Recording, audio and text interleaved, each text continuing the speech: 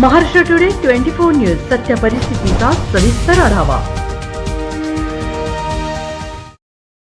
हिंगोली जिल्ह्यात पंतप्रधान आवास योजनेचा सावळा गोंधळ, श्रीमंतांना लाभ, महिला झाल्या आक्रमक।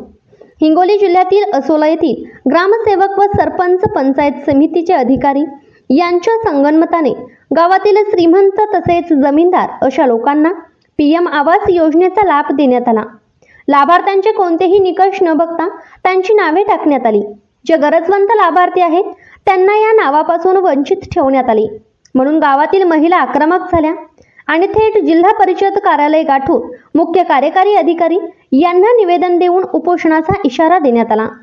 यामध्ये विजयमाला पडघन, लक्ष्मीबाई ढोबळे, नंदाबाई ढोबळे, रुक्मिणीबाई ढोबळे, अन्नपूर्णा ढोबळे, सकुबाई ढोबळे अशा अनेक महिलांनी निवेदन देऊन संबंधित कर्मचाऱ्यांवर कार्यवाही करण्यात यावी अशी मागणी केली।